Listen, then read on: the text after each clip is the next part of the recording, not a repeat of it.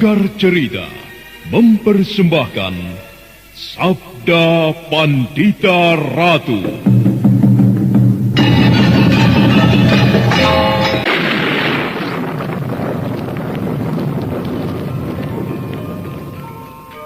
Sabda Pandita Ratu. Naskah ditulis oleh Pondra Swasti Langit, diolah oleh Agung Bahrodi, didukung oleh artis-artis terkemuka Ferry Fadli, Eli Ermawati, M. Abud, Ivone Rose, dan lain-lain. Teknik dan montase Ibing Arifin, dengan sutradara Dian Pertiwi.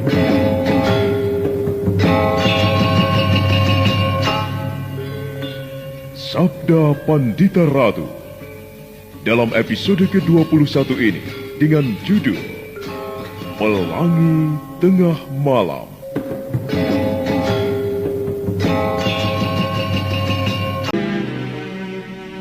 Senopati Panengger termangu untuk beberapa saat lamanya.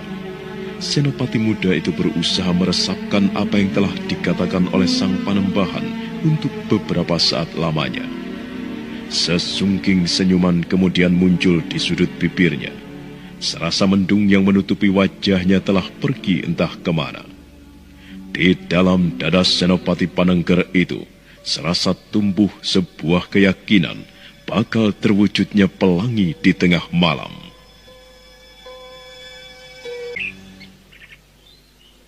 Persoalan yang sebenarnya justru terletak pada anak mas sendiri. Jika anak mas benar-benar merasa yakin bahwa anak mas telah siap menghadapi kenyataan apapun, maka anak mas tidak perlu merasa menyimpan beban. Benar, Panembahan.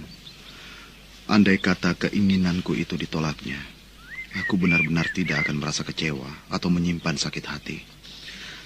Namun justru ada hal yang membuat aku bingung, Panembahan. Apakah itu, anak mas? Bagaimana seandainya justru diterima, Panembahan? Jika ditolak, dengan mudah aku membayangkan apa yang akan aku lakukan. Aku akan melupakan gadis itu. Sebab bagaimanapun juga, derajatnya jauh lebih tinggi dari derajatku. Akan tetapi bagaimana seandainya muncul kemungkinan yang lain? Sebuah kemungkinan gila. Sekar Kedaton itu menerima lamaranku. Bagian mana yang anak mas bingungkan? Andai kata keinginanku itu diterima, tiba-tiba aku merasa seperti tidak mempunyai kekuatan untuk melangkah lebih jauh. Aku seorang senopati yang mengabdi di Singasari. Kemudian sikapku terhadap Singasari, Panembahan.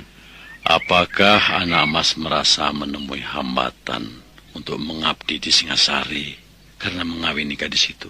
Tentu, Panembahan. Anak mas benar. Nampaknya anak mas Senopati Panengger akan menghadapi berbagai hal. Anak mas masih belum mengetahui bagaimana sikap Sekar Kedaton itu terhadap Singasari. Juga belum mengetahui bagaimana sikap tuanku Sri Baginda atas persoalan itu. Bagaimana petunjuk sang Panembahan? Jika hasrat hati anak mas itu ditolak, aku tidak perlu memberikan saran yang terlampau rumit, kecuali menasihati anak mas untuk ikhlas dan mau menerima kenyataan itu dengan lapang dada. Namun sebaliknya, jika keinginan anak mas itu malah diterima, anak mas harus mempertimbangkan berbagai hal. Anak mas masih belum mengetahui barangkali Sekar Kedaton Kediri itu mempunyai persyaratan-persyaratan tertentu. Misalnya, anak mas harus melepaskan jabatan sebagai senopati. Apakah Sekar Kedaton akan mengajukan persyaratan itu, Panembahan? Kemungkinan itu cukup besar, anak mas. Karena bagaimanapun juga, di dalam hati Sekar Kedaton itu tentu masih bersemayam sebuah dendam karena Kediri telah ditumbangkan oleh Ken Arok. Saranku, anak mas, anak mas pertimbangkan masak-masak segala langkah yang anak mas ambil sebelum bertindak. Berbagai hal yang kemudian dibicarakan oleh Sang Panembahan dan Senopati Panengger. Beberapa hal nampaknya memang harus menjadi bahan pertimbangan Senopati itu untuk melangkah lebih jauh. Sang waktu terus bergerak. Senja kemudian memeluk Gunung Gangsir. Langit barat semburat warnanya merah saga, menandai sang surya tidak lama lagi akan segera kembali ke dalam peraduannya. Dikala itulah Ken Dedes mempertegas sikapnya. Tidak, Panembahan. Rasanya tidak mungkin bagiku untuk kembali ke Singosari. Tempatku bukan di sana. Gemerlap Singosari, penghormatan-penghormatan yang aku terima, semuanya itu semu. Aku tidak akan kembali, Panembahan. Tuan Putri belum menggunakan pertimbangan. Pertimbangan mana lagi yang harus aku pergunakan, Sang Panembahan? Belum cukupkah perlakuan yang aku terima? Belum cukupkah perlakuan atas Anusapati yang tidak bersalah apa-apa itu? Semuanya itu akan semakin merajalela jika Tuan Putri tidak kembali ke Singasari. Ken Umang akan berbuat sewenang-wenang tanpa ada yang merintangi. Aku tidak akan peduli dengan semua itu, Panembahan. Bisa saja Tuan Putri tidak peduli apabila Tuan Putri memilih mementingkan diri sendiri. Namun bagaimana dengan para kawula? Jika Tuan Putri adalah kawula biasa, mungkin tidak akan menjadi soal. Akan tetapi Tuan Putri adalah istri seorang raja. Apa yang terjadi pada Tuan Putri mempengaruhi sikap kawula. Tuan Putri adalah pewaris dari Pakuwon Tumapel yang sekarang telah berubah menjadi Singasari yang jaya ini. Para kawula tentu tidak bisa menerima pilihan yang Tuan Putri ambil dan akan menimbulkan keresahan. Jika Tuan Putri berkenan menerima nasihat hamba, Tuan Putri sebaiknya kembali ke Singasari. Aku ingin kembali ke Panawijen, Panembahan. Yang aku butuhkan bukan apa-apa, akan tetapi ketentraman dan ketenangan hati. Semua itu hanya bisa aku temukan di kampung halamanku, di Panawijen. Oleh karena itu, izinkanlah aku membawa anakku ke Panawijen. Tuan Putri, bagaimana jika Tuanku Sri Baginda kemudian muncul ke Panawijen dan memaksa membawa Pangeran Pati ke Singasari? Apakah Tuan Putri mampu mempertahankan? Lalu apa yang harus aku lakukan, Panembahan? Silahkan. Jika Tuan Putri berkeinginan untuk menenteramkan hati dan mencari kedamaian di Panawijen, namun harus dilandasi pemikiran. Itu untuk sementara waktu belaka. Kelak, jika Tuan Putri sudah merasa tenang, silahkan Tuan Putri kembali ke Singasari. Kehadiran Tuan Putri di sana lebih sebagai sebuah pengorbanan dan pengabdian. Karena kehadiran Tuan Putri itu akan merupakan penyejuk di dalam istana. Istana akan menjadi semakin panas kalau Tuan Putri tidak ada. Bagaimana dengan anakku, Panembahan? Perpisahan itu hanyalah untuk sementara waktu, Tuan Putri. Kelak, jika aku menilai keadaan istana sudah cukup tenang, Pangeran Pati pasti akan kembali.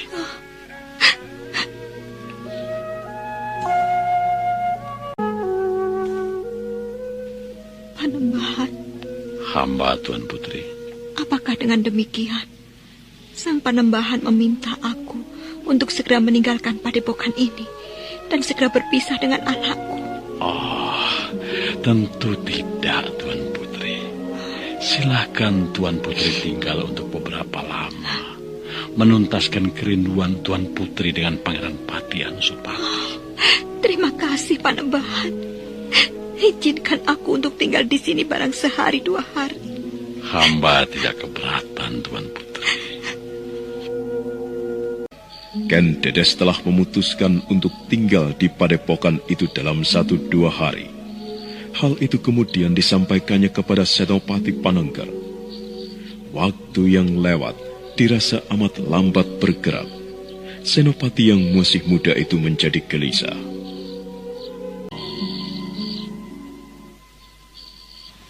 Apa yang sedang Senopati pikirkan? Ki Lurah, Tuan Putri menghendaki untuk tinggal di padepokan ini dalam 1-2 hari. Lalu, bagaimana kalau aku menggunakan waktu yang ada ini untuk menemui Putri Sekar Kedaton Kediri itu? Senopati nampaknya tidak sabar lagi. Batinku akan selalu gelisah kalau aku tidak segera menyelesaikan persoalan yang satu ini, Ki Lurah. Apa pendapatmu? Saran apa yang kau berikan padaku? Jarak padepokan ini dengan rumah Ki Pandewikan itu tidak terlampau jauh. Jika Tuan berkuda, maka tidak sampai setengah malam Tuan akan sampai di tempat itu. Akan tetapi sebaiknya Tuan berpamitan kepada Sang Panembahan. Tentu. Namun bagaimana dengan Tuan Putri, Ki Lurah? Silahkan Senopati berpamitan untuk menengok keluarga yang kebetulan tinggal tidak jauh dari tempat ini. Baiklah. Aku terima saranmu. Suruh Tamtama Wirawatang untuk bersiap-siap pula. Aku akan mengajaknya. Baik, Senopati.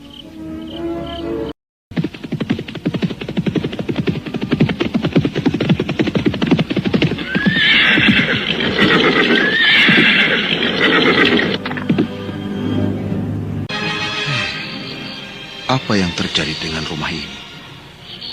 Tidak ada nyala lampu ublik dari dalam rumah. Kita bertamu di tengah malam, Tuan. rumah itu seperti tidak berpenghuni. Pintu pun kemudian diketuk.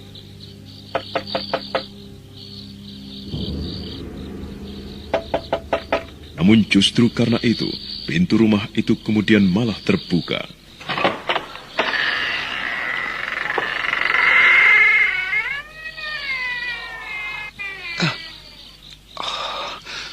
Pintu ini terbuka. Rupanya tidak terkunci. Wirawatang. Saya, Tuan. Nyalakan api dari batu titikan. Baik, Tuan. Senopati Panengger semakin curiga terhadap keadaan. Prajurit bernama Wirawatang itu kemudian mengambil batu titikan yang dibawanya. Dengan batu titikan, prajurit itu kemudian membuat api. Sebuah damar ublik yang berada di sudut dinyalakannya. Senopati Panengger melihat kenyataan rumah itu benar-benar kosong. Kosong. Benar, Tuan. Rumah ini kosong. Kemana Baginda Kertajaya itu pergi? Dan mengapa mereka pergi? Atau apakah telah terjadi sesuatu pada mereka? Barangkali memang sengaja, Tuan. Sengaja? Iya. Mungkin mereka pergi entah kemana. Masuk akal. Iya, sangat masuk akal. Barangkali mereka pergi adalah untuk menghindari aku, yang tentu mereka perhitungkan akan datang lagi kemari. Sebuah cara yang halus untuk tidak bertemu denganku. Sekar Kedaton. Apa yang kita lakukan sekarang, Tuan? Mari kita teliti sekali lagi. Juga di halaman rumah dan bahkan Pategalan. Barangkali kepergian Tuanku Kertajaya karena sesuatu yang berada di luar kehendaknya. Baik, Tuan. Senopati Panengger merasa sangat penasaran melihat kenyataan yang ada itu.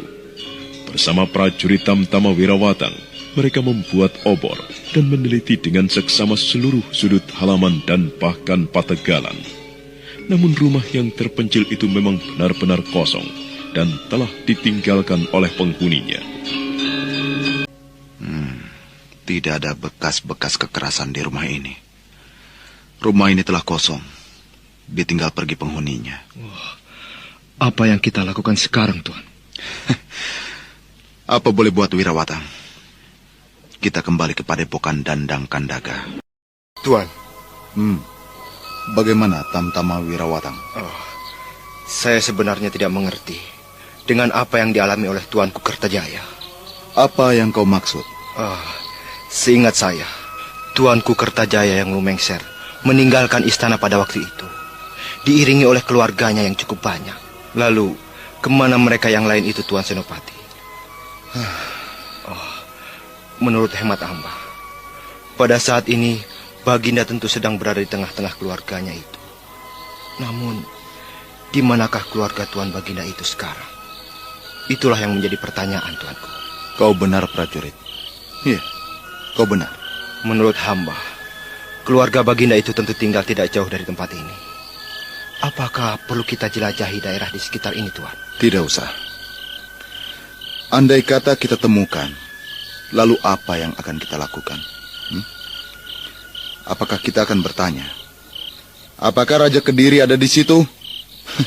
Tentu sebuah pertanyaan yang membuatku sebagai penanyanya sendiri menjadi risih. Kita kembali. Baiklah. Mari, Tuan.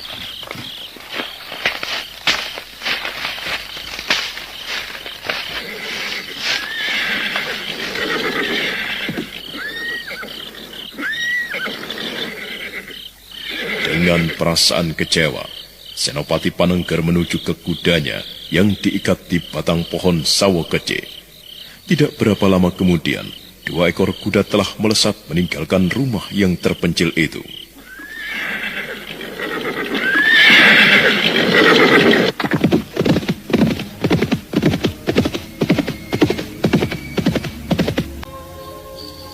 Nampaknya mereka telah mengetahui jati diri kita yang sebenarnya, Ayah.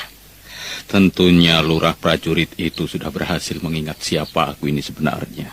Atau prajurit yang gelisah itu yang tidak mampu menahan gejolak di dadanya. Kita akan dengan mudah diketahui, prihatin. Ayah, kita bukan lagi penghuni istana. Kita kawula biasa. Dengan dandanan seperti pedagang, dengan wajah yang lusuh.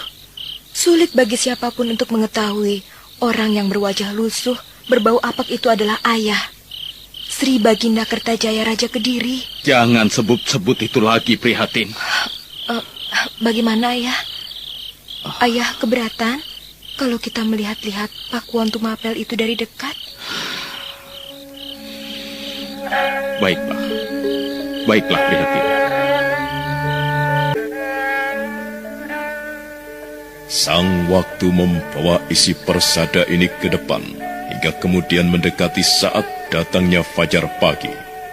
Perjalanan kembali dirasakan lebih cepat dari saat berangkat. Senopati Panengger telah sampai di kaki Gunung Gangsir. Kilurah prajurit bawahannya yang mendengar kedatangan Senopati itu segera menemuinya. Begitu cepat, Senopati. Iya. Aku mengira saat fajar Senopati baru akan kembali. Ada yang tidak terduga-duga. Apakah yang tidak terduga itu, Senopati? Rumah itu kosong. Sri Baginda Kertajaya dan Putri Sekar Kedaton tak ada. Mereka tidak ada? Ya, rumah itu kosong. Aku telah mengaduknya. Akan tetapi Baginda Kertajaya dan anak gadisnya itu tidak ada. Itulah yang kemudian menumbuhkan berbagai pertanyaan padaku. Aku merasa Tuanku Kertajaya pergi karena ada sesuatu sebab. Hal itu sebenarnya bisa diduga, Senopati. Apa maksudmu? Baginda Kertajaya merasa keberadaannya telah diketahui. Kemudian mendorong Baginda untuk segera pergi meninggalkan tempat itu. Baginda tentu mempunyai pertimbangan tertentu. Pertimbangan apa? Pertimbangan yang hanya diketahui dan dirasakan oleh Sri Baginda sendiri. Apa bukan karena aku? Maaf, Senopati. Pertanyaanku ini mungkin menyakitkan. Akan tetapi barangkali bisa membantu Senopati untuk menemukan jawabannya. Apakah di mata Tuanku Kertajaya dan Sekar Kedaton Senopati Panengger mempunyai sesuatu yang menakutkan sehingga harus dihindari? Bagaimana, Senopati? Kau benar. Aku memang bukan sosok yang menakutkan sehingga harus dihindari. Aku juga bukan sosok yang terlalu berharga hingga harus dihindari. Jika Tuanku Kertajaya dan Sekar Kedaton ternyata tidak ada, bukan Senopati Panengger penyebabnya. Terima kasih, Kilurah. Kau telah mengembalikan keyakinanku yang sempat goyah. Aku sempat merasa kecewa, namun agaknya kekecewaanku itu sama sekali tidak beralasan. Sang waktu terus berlalu. Hingga tidak terasa pagi itu merambat ke arah hadirnya siang. Sang surya akhirnya muncul di langit timur. Semburat sinarnya terang menerangi seisi jagat persada ini. Hari itu tidak terjadi sesuatu yang istimewa di Padepokan Dandang Kandaga. Ken Dedes menggunakan waktu yang ada untuk melepas kerinduannya sepuas-puasnya pada anak lelakinya. Dan Anusapati bagaikan menemukan kebahagiaannya kembali. Kebahagiaan yang sempat hilang beberapa hari lamanya. Adalah di ruangan bawah tanah, melalui cermin ajaib yang berumur ratusan tahun. Cermin yang menyatu dengan dinding dan bisa dipergunakan untuk memperhatikan segala sesuatu yang terjadi di permukaan tanah. Sang Wasi Bresima sibuk berhitung dengan sesuatu yang bergolak dalam benaknya sendiri. Tidak jauh dari sang Wasi itu, Nyai Nawang Gumilang menimang Parameswara yang telah lelap.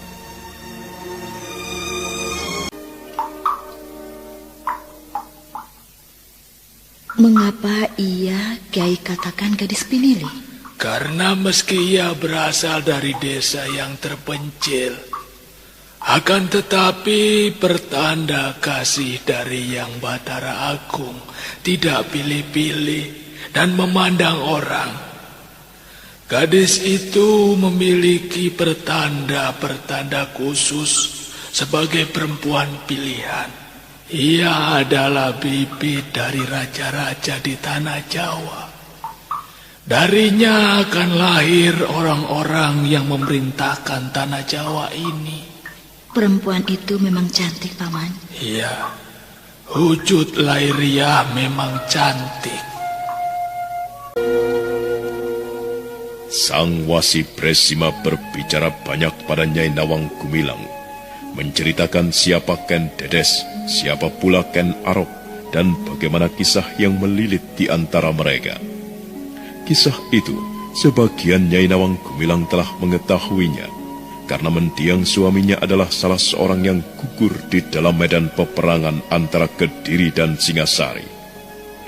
Dan awal persoalan yang dirasakan berkepanjangan oleh Nyai Nawang Gumilang, karena sebuah peristiwa luar biasa yang dialaminya, yang menyebabkan di telapak tangannya telah muncul sebuah raja, Raja Kalacakra. Paman, bagaimana, Nyai? Apakah Tuan Putri Ken Dedes itu akan membawa putranya kembali ke Singasari? Kenapa? Parameswara tentu akan merasa sangat kehilangan, Paman. Tuan Putri Ken Dedes tentu akan membawa Pangeran Pati itu kembali. Bagaimanapun juga naluri seorang ibu tidak menghendaki perpisahan dengan anaknya. Namun kita belum mengetahui bagaimana dengan sikap Sang Panembahan. Apakah Sang Panembahan akan mempertahankan Pangeran Pati itu untuk tinggal di sini? Mungkin. Dan itu berdasarkan pertimbangan demi kepentingan keselamatan Pangeran Pati itu sendiri. Apakah Panembahan mencemaskan Pangeran Pati akan menjadi salah satu bagian dari korban kutukan keris Empu Gandring? Aku tidak tahu, Nyai. Namun pertimbangan Panembahan untuk mempertahankan agar Pangeran Pati tetap berada di padepokan ini adalah karena keamanan bayi itu sendiri. Kasihan bayi itu. Ia tidak tahu apa-apa. Akan tetapi bocah yang tidak tahu apa-apa itu harus mengalami dan dibayangi oleh sebuah bahaya. Iya. Sang Wasi Bresima dan Nyai Nawang Gumilang berbincang akrab. Di antara kedua orang yang berselisih umur cukup banyak itu, tidak terasa telah terjalin sebuah hubungan yang erat. Nyai Nawang Gumilang memperlakukan Parameswara bagaikan anak kandungnya sendiri. Namun di lain waktu, tak jarang Sang Wasi Bresima yang menggendong bocah berajah Kalacakra di tangannya itu.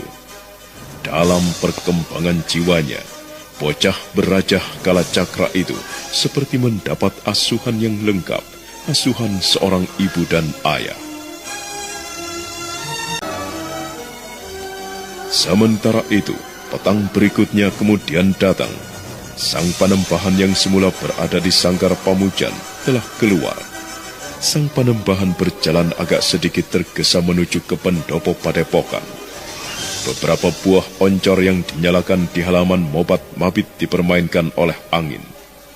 Dan di pendopo itu, Ken Dedes yang menimang anak lelakinya ditemani oleh seorang endang. Tidak jauh dari tempat Senopati Panengger duduk bersandar tiang ditemani oleh lurah prajurit serta 2 prajurit tamtama. Beberapa orang cantrik nampak mengelilingi 2 orang prajurit yang sedang bermain dakon. Sorak mereka terdengar riuh, namun langsung berhenti manakala melihat Sang Panembahan telah jengkar dari pamujan. Ada sesuatu yang penting yang ingin aku sampaikan, Tuan Putri. Apa itu, Sang Panembahan? Suara burung bence yang baru saja melengking, seolah memberikan pertanda bahwa padepokan ini akan kedatangan seorang tamu. Nampaknya Sri Baginda akan hadir di tempat ini, Tuan Putri. Oh, benarkah itu, Panembahan? Hamba, Tuan Putri. Apakah yang akan dilakukan oleh Sri Baginda?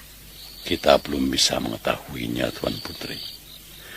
Barangkali Sri Baginda akan mengajak Tuan Putri kembali ke Singasari, atau akan memaksa membawa Pangeran Pati Anusapati ke istana. Lalu bagaimana, Sang Panembahan? Apa yang harus aku lakukan? Sebaiknya Pangeran Pati harus diamankan dulu, Tuan Putri. Saudara pendengar, untuk mengetahui jawabannya, ikutilah kelanjutan kisah ini dalam seri berikutnya.